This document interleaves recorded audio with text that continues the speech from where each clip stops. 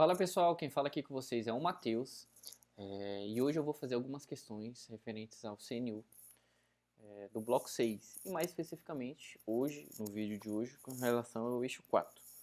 Vou me apresentar um pouco mais para vocês. Eu sou um engenheiro de energia de formação. Eu tenho algumas aprovações aqui, eu coloquei agente de polícia da Polícia Civil aqui do Distrito Federal, praça do Corpo de Bombeiros técnicos aqui do DF, técnico e analista do IBAMA. Alguns eu já tomei posse, estou em exercício, outros eu estou esperando a nomeação, mas hoje eu queria resolver algumas questões, mais especificamente aqui sobre análise de impacto regulatório e o decreto 10.411 de 2020, que se você que está estudando para o bloco 6 e viu lá no eixo 4, tem esse subtópico. Resolvi gravar esse vídeo porque eu não tenho achado no YouTube principalmente ninguém falando sobre isso, resolução de questões. Então eu acho que nessa reta final, perto da prova, resolução de questões é super importante. Enfim, vou resolver algumas questões aqui que eu mesmo criei. Creio que eu passando aqui para vocês eu aprendo e de repente pode ajudar a fazer sentido para vocês também.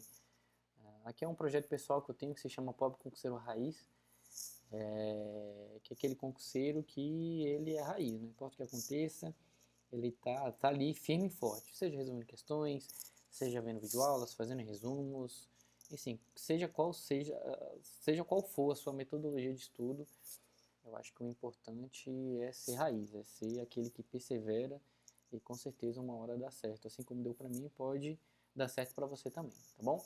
Então vamos lá resolver algumas questões aqui. Primeiro, ela diz o seguinte: nos casos em que a análise de impacto regulatório, a IR, é dispensada, é obrigatória a avaliação do resultado regulatório, a ARR. Então vamos lá. Primeira coisa, a gente tem que entender que existem alguns instrumentos, principalmente descritos nesse decreto, que está supracitado aqui, em que essas análises e essa avaliação, vamos de maneira resumida. Uma é prévia, que é a análise de impacto regulatório, então ela é feita previamente a você emitir um ato normativo. E uma é posterior, depois que você emite esse ato normativo. Em que contexto está esses instrumentos aqui? Eles estão no contexto de um ambiente regulado. E no nosso caso aqui do bloco 6, a gente vai pensar numa agência reguladora. A agência reguladora, ela tem, até por questões legais, a possibilidade de emitir atos normativos em que naquele ambiente se torna como se fosse uma lei. E como você emite esse ato normativo, ele é muito importante, porque ele pode impactar tanto as concessionárias que estão de um lado, assim como os consumidores, a sociedade em geral que está do outro lado. E a agência reguladora está nesse meio tentando equilibrar. Ela não pode favorecer nenhum nem outro, ela tem que emitir atos normativos que vão regular aquele ambiente de forma justa. Para isso, ela tem dois instrumentos muito importantes, que é essa análise de impacto regulatório que sempre é feita antes. Ou seja, toda vez que você vai emitir esse ato normativo, você analisa, poxa, que impactos que isso vai gerar, tanto para o concessionário como para a sociedade. Vai ser benéfico para quem? Isso vai gerar um custo regulatório, questão de mudanças, pode ser um ato novo ou simplesmente uma mudança, você vai, vamos dizer assim, cancelar, anular algum outro ato antigo, revogar, né? Seria a expressão mais correta. Enfim, você tem que fazer essa análise antes. E existe uma análise que se chama, na verdade, avaliação depois. Depois que você fez esse ato normativo, que consequências gerou? Aquilo que você tinha previsto realmente se concretizou? Foram consequências aquém do que você esperava? Ou foram consequências além, consequências a mais? Um custo regulatório muito alto para o concessionário, então, ou um custo regulatório muito alto para os clientes desse concessionário, para a sociedade como geral.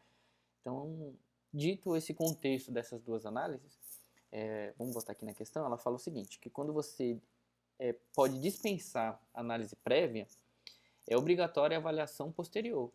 E se a gente for pensar, faz sentido, está correto. No decreto ele fala justamente isso. A ARR, que é a avaliação de resultado regulatório, ela é necessária mesmo nos casos onde a AIR é dispensada. Porque ela irá verificar os efeitos advindos da implementação da mudança de norma, ou mesmo de uma norma nova, e tudo que possa vir a gerar resultado pela atuação do órgão regulador. Ok? Então essa foi a nossa primeira questão. Eu tenho quase certeza que se for cair alguma questão sobre isso, esses dois instrumentos, é certeza que vai cobrar sobre eles. Questão 2 fala o seguinte: nos casos em que a análise de impacto regulatório ela é dispensada, é obrigatória a avaliação do resultado regulatório em até 5 anos. Então a gente viu que é obrigatória se você dispensa a primeira, que é a análise prévia. Existem casos em que você pode dispensar.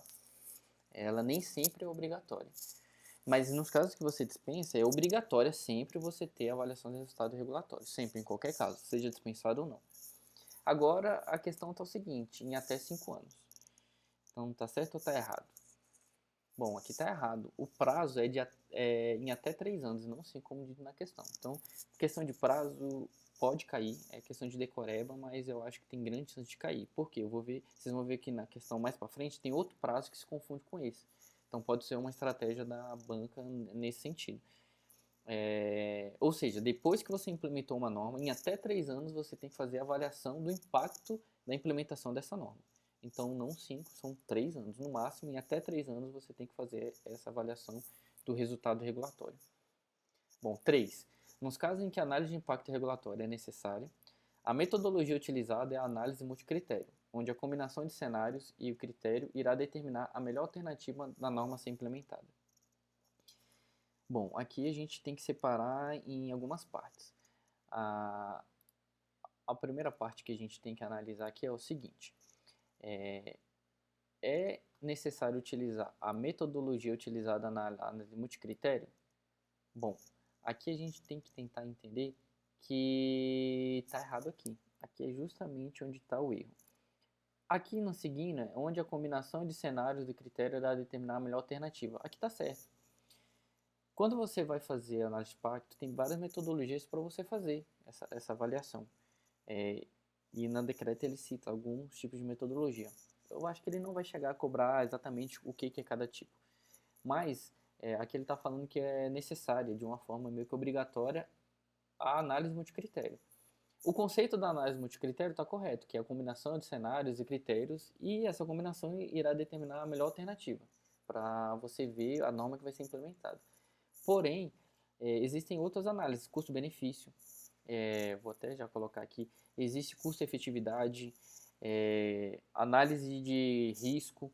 Então, são outros tipos de análise que você tem uma metodologia um pouco diferente, você vai enxergar por um caminho diferente, e todas elas você pode utilizar para, no final, o produto ser essa análise de impacto regulatório. Porém, o que determina a utilização de cada uma é no caso concreto e a discricionalidade ali do órgão regulador no momento. Então, está errado aqui na questão ele falar que é somente análise de critério. Então, na verdade, está até errado aqui, né? Perdão, não é certo. É errado essa questão aqui. Beleza? Questão 4. Na elaboração de análise de impacto regulatório, AIR, é obrigatória a participação social e assim gerar a melhor alternativa para enfrentar o problema regulatório identificado. Então, quando você vai fazer essa análise prévia na implementação da norma, ele está perguntando se é obrigatória a participação social. E, por incrível que pareça, está errado. Aqui, se a gente fosse responder pela lógica, você fala, pô, faz sentido, né? Você sempre tem que ter a participação da sociedade ali para você determinar a implementação da norma e ver o que aquilo, previamente, o que aquilo vai determinar. Só que a contrassenso está errado e eu acho que isso é uma questão com muita chance de cair. Por quê? Por mais que seja importante a participação social, no decreto se fala apenas em opção, em que se pode ter a participação social não sendo obrigatória. Então, ele cita que na análise de impacto regulatório, você pode ter a participação social, mas não de uma forma obrigatória. Então, essa é uma questão ótima de cair. Bom, questão 5. Na elaboração de análise de impacto regulatório, a participação social é fundamental. A gente já viu que sim, é fundamental. Não é obrigatória, mas ela é fundamental e, na maioria dos casos, você tem sim a participação social. Podendo ser anterior ou posterior à implementação da política regulatória, de modo a gerar o melhor custo-benefício para enfrentar o problema regulatório identificado. E aí, tá certo ou tá errada essa questão? Bom, essa questão aqui, ela tá errada. Por que ela tá errada? Tem que ser anterior, não faz sentido você ter a participação social depois da implementação da norma, quando você já está gerando efeitos. Então, se você quer ouvir a sociedade, o objetivo de ouvir é você, antes de implementar a norma, ouvir a sociedade e de repente até mudar ali a implementação, implementar de uma outra forma, no outro tempo. Então, a questão está errada, uma pegadinha aqui. Então, se a intenção é ouvir a sociedade, tem que ser antes. Questão 6. A participação social na elaboração de análise de impacto regulatório se pode dar por meio de audiências públicas e consultas públicas. E essa questão aqui, eu acho que de maneira consensual, está certa. Segundo o decreto, esses são alguns instrumentos possíveis de instrumentalizar a participação social na elaboração dessa análise, que sempre, lembrando, é prévia à implementação da política, da norma. Então, se você vai ouvir a sociedade, não é obrigatório. Mas se você vai ouvir, tem que ser antes, como na questão anterior. E se você vai ouvir, formas de você ouvir é através de audiência pública e através de consulta pública. Bom, aqui só um adendo. A audiência pública é quando você já tem uma norma já meio que feita, né? E você vai ouvir a sociedade de maneira, pode ser online, pode ser presencial, em que ela vai discutir aquilo. Enfim, você não está fechado ainda o documento em si. E a audiência pública você tem muita participação ali na hora, você tem fila de pergunta e comentários e etc. Já na consulta pública você já está com o documento previamente feito e ele não tem uma participação, vamos dizer assim, online ali na hora. Você deixa de repente no site por um tempo determinado e ali as pessoas têm a opção de fazer comentários sobre aquele documento e emitir opiniões, e indicar erros, ou então indicar alguma solução diferente, e enfim, mas aí o documento já está mais pronto, é diferente, para você alterar todas aquelas, vamos dizer assim, aquelas ajudas, todas aquilo que o público indicar vai ser analisado para ver se entra ou não no documento. Então, mas enfim, são dois momentos diferentes, mas os dois servem para você justamente ter a participação social na elaboração da AIR. Bom, questão 7. Os órgãos com competência para editar atos normativos que tenham a necessidade de elaboração do AIR devem instituir a chamada agenda de AIR, na qual deverá constar quesitos e critérios prévios sobre a AIR. Vamos só lembrar aqui, a AIR é aquela análise prévia e a ARR é aquela análise posterior. Então vamos ler de novo. Os órgãos com competência para editar atos normativos que tenham a necessidade de elaboração da AIR, ou seja, toda vez que tem necessidade de elaboração da AIR, esses órgãos que têm competência para emitir essas normas, que têm necessidade de fazer essa análise prévia, eles também devem instituir a chamada agenda de ARR. O que é a agenda de ARR? A agenda de ARR é um instrumento que está também no decreto, em que ele fala que é uma agenda que, durante alguns anos, você já vai ter planos, vai ter metas e vai ter meio que pré-agendado, por isso que é uma agenda, justamente para medir os impactos regulatórios de todo e qualquer ato, né, que você for instituir. Então, esses órgãos que têm, poxa, se eu posso emitir atos que venham comprometer ou mexer ali com o ambiente regulatório, eu tenho que ter uma agenda já pré-estabelecida para discutir os resultados daquilo que eu vou implementar. Então tá certa a questão. É obrigatória a instituição dessa chamada agenda de ARR, está lá no decreto. Então é importante de repente ler o decreto para entender melhor o que é essa agenda. Eu acho que não vai chegar a entrar no detalhe, mas acho que é importante você saber que toda vez que algum órgão ele pode emitir esses atos que venham impactar a sociedade, se ele tem que fazer análise prévia, obrigatoriamente ele já tem que ter uma agenda que vai sempre determinar ali quais são os resultados daquelas políticas que ele implementa. 8. A denominada agenda de ARR deve ser acompanhada de critérios objetivos, além de ter vigência de pelo menos 5 anos. De maneira bem categórica, está certo. Aqui é aquela questão que eu falei que pode confundir com a questão anterior, que já passou, que lá, quando você vai fazer aquela avaliação do resultado regulatório, que é você avaliar quais são os impactos daquilo que você instituiu, você tem até 3 anos, ou seja, é um tempo razoável para você justamente medir. Já na agenda, ela é para o futuro. Uma é depois que você já instituiu, você tem que até 3 anos gerar algum produto para avaliar o impacto. A agenda de RR não é um produto em si. A agenda de RR, como eu falei, como o próprio nome diz, é uma agenda que você vai programar sempre avaliações de tudo aquilo que você tiver de impacto. Então, essa agenda ela tem que ter no mínimo, vamos dizer assim, uma visão de 5 anos. Tem que ser uma visão de futuro, uma visão de planejamento estratégico, ou seja, Daqui até 5 anos eu já sei que todo ano eu vou parar em tal momento para avaliar tudo que eu tenho feito de impacto ali naquele meio regulatório. Então, são prazos que podem se confundir. Você tem que instituir até 3 anos a avaliação do resultado, e o outro você tem uma agenda que tem uma visão de no mínimo 5 anos. A agenda de ARR ela deve ser elaborada no primeiro ano do mandato presidencial e finalizada até o último ano do respectivo mandato, bem como acompanhada de cronograma e justificativas na sua elaboração. Aqui é uma questão que é meio decoreba, não tem muito o que fazer, no decreto ela fala que está sim, está correto, é isso mesmo. Então a agenda de ARR, do resultado regulatório, ela é coincidente com o mandato presidencial em vigor. Mas aqui você tem que pensar um pouco, o mandato presidencial ele tem 4 anos.